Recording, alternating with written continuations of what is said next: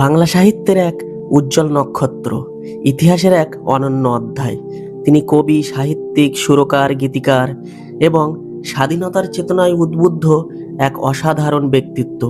তিনি বিদ্রোহী কবি, সাম্যের কবি, কবি কাজী নজরুল ইসলাম। তিনি শুধু একজন কবি ছিলেন না, তিনি ছিলেন অন্যায়ের বিরুদ্ধে এক নির্ভীক কণ্ঠস্বর।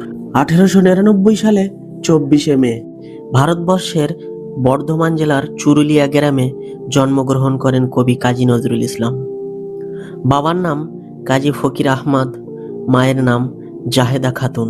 ছোটবেলায় গ্রামের মক্তবে আরবি, ফার্সি, কোরআন ও ইসলামী শিক্ষা লাভ করেন। এরপর তিনি সিয়ারসোল রাজ হাই স্কুলেও ভর্তি হন।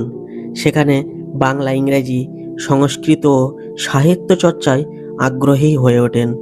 পরবর্তী সময়ে তিনি রানীগঞ্জ হাই স্কুলেও পড়াশোনা করেছেন এবং পাশাপাশি লেটো দলে যোগ দিয়ে গান, নাটক ও কবিতা রচনার মাধ্যমে সাহিত্য চর্চাও চালিয়ে গিয়েছেন। সাল 1917 তিনি ব্রিটিশ ভারতীয় সেনাবাহিনীর 49তম বেঙ্গল রেজিমেন্টে যোগ দেন।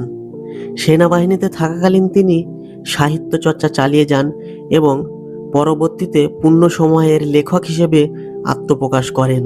1922 সালে তার বিখ্যাত কবিতা বিদ্রোহী প্রকাশিত হয়। এই কবিতা তাকে বিদ্রোহী কবি হিসেবে খ্যাতি এনে দেয়। একই বছরে তার কাব্যগ্রন্থ অগ্নিবীণা প্রকাশিত হয়। তিনি হিন্দু মুসলিম ঐক্যের এক জোরালো সমর্থক ছিলেন। তাই তো কবি তার কবিতায় লিখেছেন, মোরা একই বৃন্তে দুটি কুসুম, হিন্দু মুসলমান।